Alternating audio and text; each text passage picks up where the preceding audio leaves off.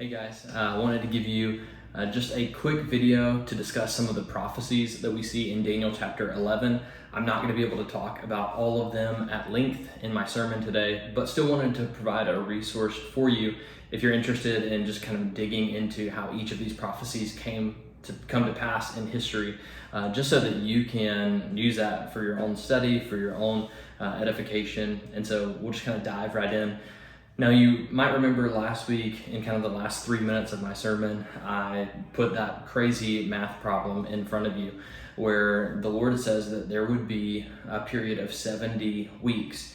That's 490 years because in, Hebrew culture, seven or a week could stand for seven of anything. And so most interpreters believe that that is 70 sevens or 490 years. Now, as you continue through that prophecy in the end of chapter 9, it said that there would be a period of 49 weeks or 7 sevens after a decree went out for Jerusalem to be rebuilt. And so we see that taking place as a decree goes out, most likely from Artaxerxes during the time of Nehemiah. And during those years, the temple is rebuilt. And then it says there will be a period of 62 weeks or 434 years. It would be a troubled time, but nothing significant would happen. And then at the end of that period of time, those 62 weeks or 434 years, the Messiah would be cut off. And that's exactly what happens.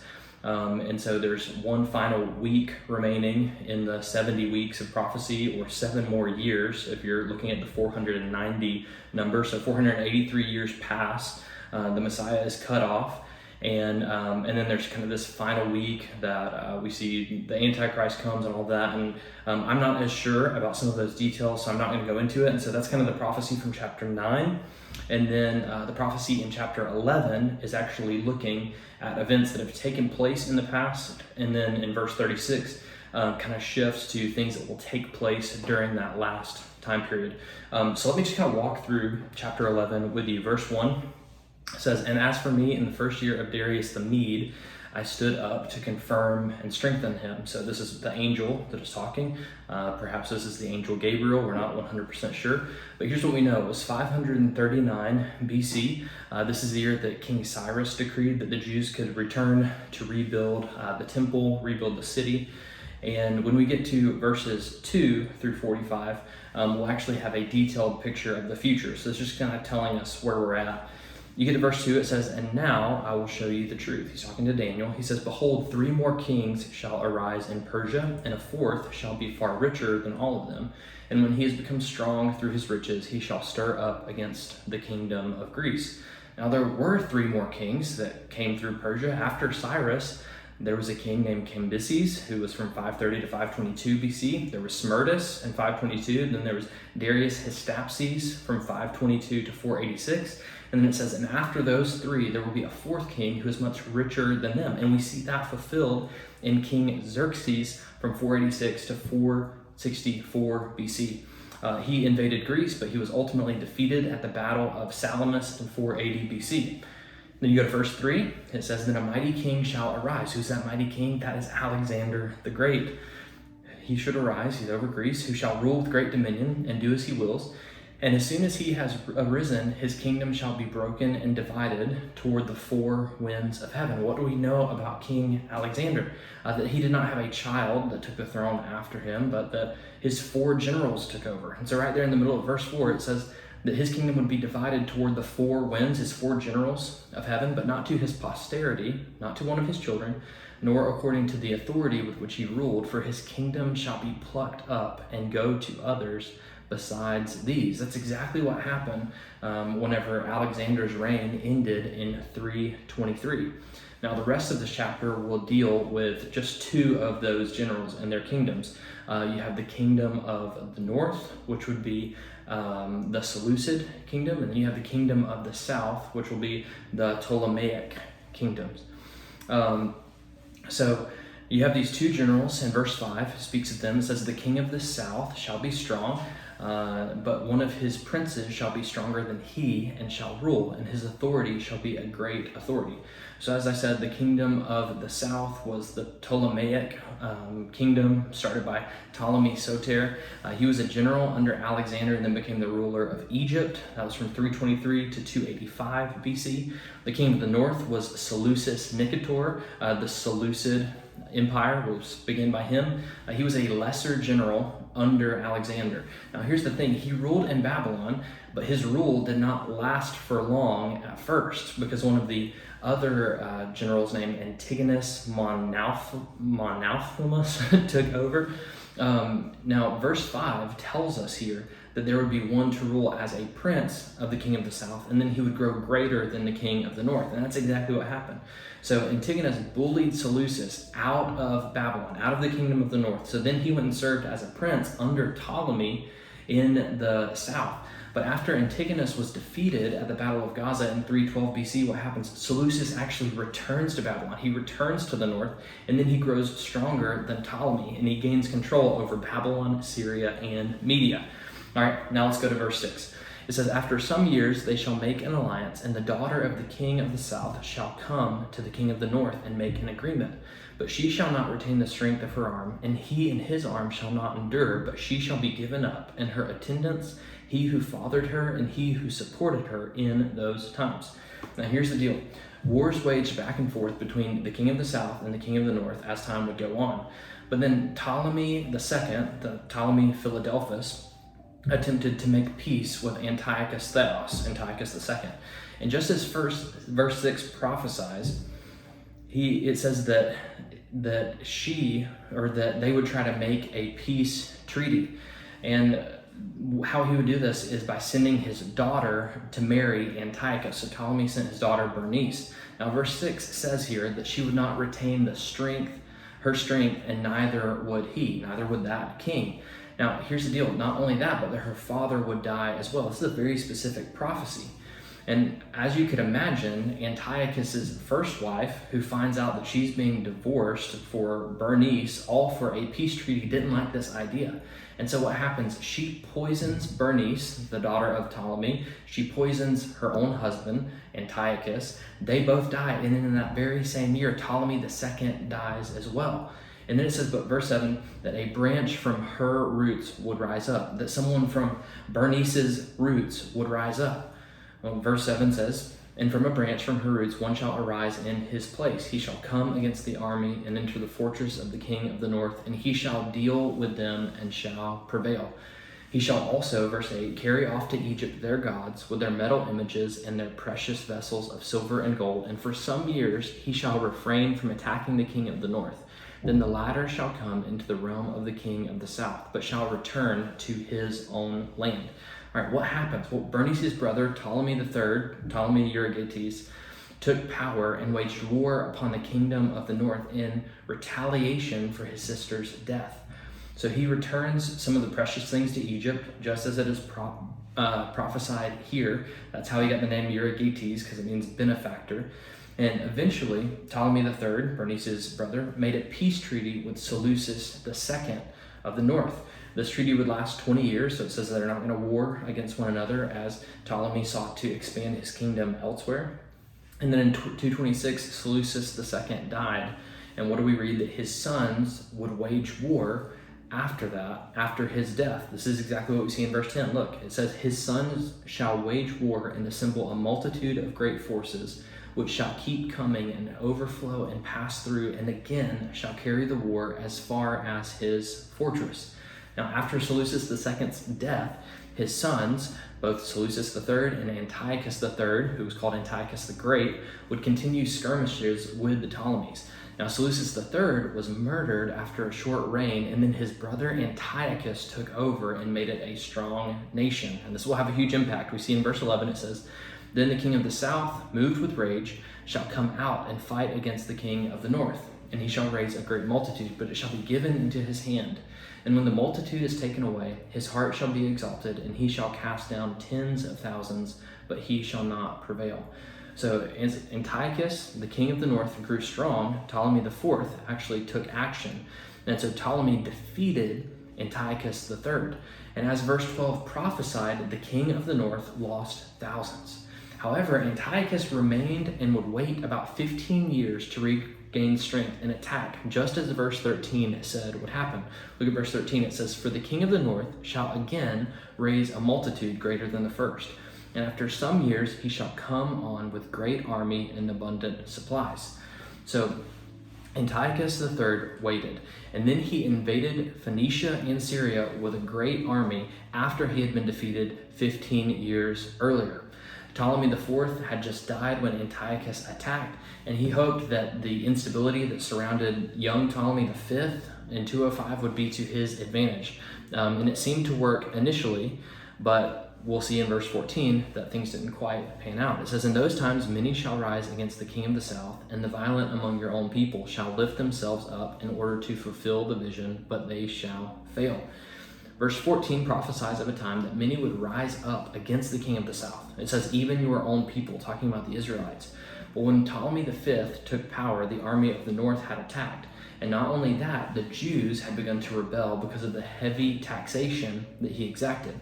Now they wanted to overthrow Egyptian rule, but then General Scopas of the Egyptian army began to punish the Jewish leaders, and their plan ultimately failed, just as verse 14 said that it would.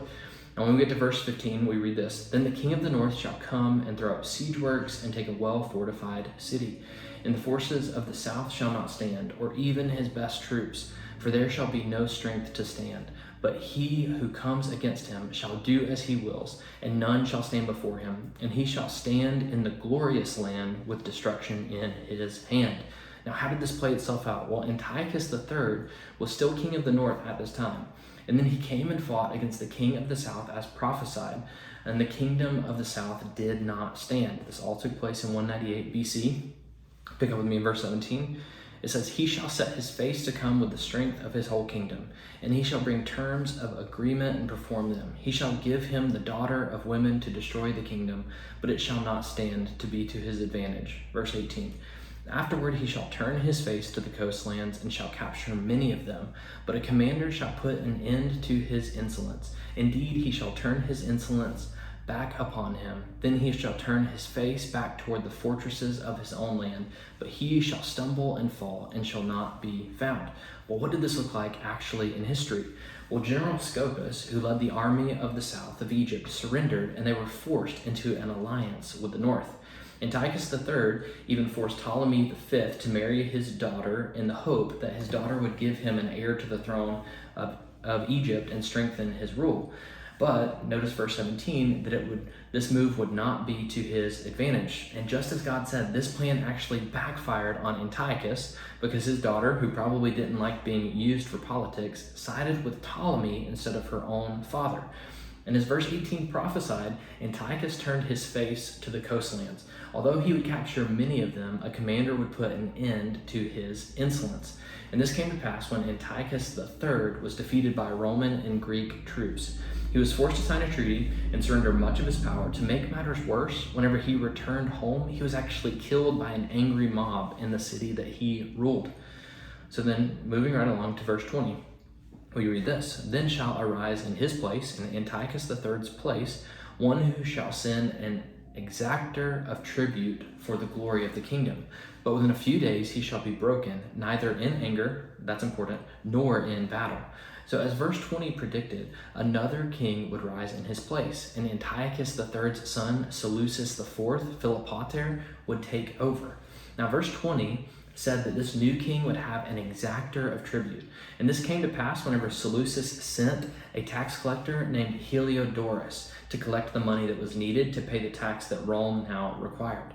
But apparently this power went to the tax collector's head, and he actually poisoned Seleucus the king.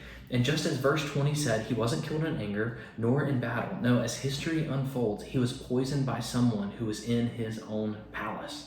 Now look at verse 21. It says, "In his place shall arise a contemptible person." Now who are we going to know that to be? Antiochus Epiphanes, to whom royal majesty has not been given.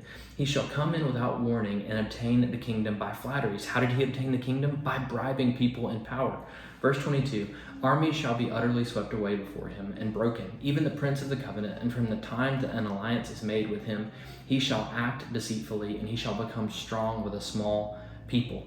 Now this contemptible person, Antiochus IV, or Antiochus Epiphanes, takes power, and we see what happens as he takes control in verse 24. It says, without warning he shall come into the richest parts of the province, and he shall do what neither his fathers nor his fathers' fathers have done, scattering among them plunder, spoil, and goods. He shall devise plans against strongholds, but only for a time. Just as he prophesied, he went into Egypt, into the richest parts of Egypt, and plundered them in a way that nobody had beforehand. Then in verse 25 it says, and he shall stir up his power in his heart against the king of the south with a great army. And the king of the south shall wage war with an exceedingly great and mighty army, but he shall not stand. For plots shall be devised against him. Even those who eat his food shall break him. His army shall be swept away, and many shall fall down slain. And as for the two kings, their heart shall be bent on doing evil. They shall speak lies at the same table, but to no avail. For the end is yet to be at the time appointed. Well, what happened? Antiochus Epiphanes attacked Ptolemy VI and defeated him. Verse 26 prophesied that those who sit at the king's table would break him, and that's exactly what happened. Ptolemy's trusted counselors told him to go to war against Antiochus Epiphanes, and it led to his defeat. Then verse 27 prophesies that these two kings would continue to do evil and speak lies to one another.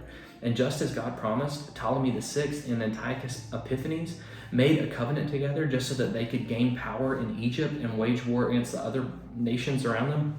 But when their plan failed, they didn't keep their agreement. They lied to one another. Verse 28 says, and he shall return to his land with great wealth. This is Antiochus Epiphanes. But his heart shall be set against the holy covenant, and he shall work his will and return to his own land. Now, verse 28 tells us that the king of the north would return to his own land, and that is exactly what Antiochus Epiphanes did after plundering Egypt in 169 BC. Now, as he was headed back, he passed through Palestine, and he found the Jews revolting. As verse 28 prophesied, he set his heart against God's covenant people. In fact, he killed 80,000 men, women, and children and plundered the temple on that day. It was horrific, and this massacre would ultimately light a full-fledged revolt that would come to be known as the Maccabean Revolt. Moving on to verse 29, we see, and at the time appointed he shall return and come into the south, talking about Antiochus Epiphanes. But it shall not be this time as it was before. For ships of Kittim shall come against him, and he shall be afraid and withdraw, and shall turn back and be enraged and take action against the holy covenant. He shall turn back and pay attention to those who forsake the holy covenant. Now, verse 29 said that there would come an appointed time, and it came to pass in 168 BC, when Antiochus Epiphanes sought to invade Egypt but was defeated. The Ptolemies joined forces with Rome, and then Antiochus was outmatched. Antiochus wisely withdrew, as verse 30 prophesied, but it was also predicted that he would take action against God's people in his anger, and he did that as well. He sent a tax collector, Apollonius, to Jerusalem, and what seemed to be a peaceful plan to take taxes at first turned south when Apollonius began to kill the Jews and plunder the city. He only showed mercy, as verse 30 prophesied, to those Jews who were willing to forsake God and their fellow brethren. Verse 31 says that forces from him shall appear and profane the temple and fortress, and shall take away the regular burnt offering, and they shall set up the abomination that makes desolate. He shall seduce with flattery those who violate the covenant, but the people who know their God shall stand firm and take action. Now, verse 31 tells us of a day that this evil ruler would profane the temple and the fortress. And in 167 BC, this came to pass when Antiochus Epiphanes stopped the burnt offering by force. He set up an altar that was devoted to the pagan god Zeus within the temple, and then he sacrificed a pig, an unclean animal, on the altar of God in the midst of the temple. And he could not have brought greater insult to God's people, and this was the abomination of desolation. As verse 32 prophesied, some people would be seduced by him, others would stand firm and take action against him. And ultimately, in the Maccabean revolt, a priest named Mattathias and his 5 sons would lead Israel to defeat Antiochus Epiphanes. And whenever we get to verse 33, we read this: And the wise among the people shall make many understand. though for some days they shall stumble by sword and flame. They would be killed by captivity and plunder.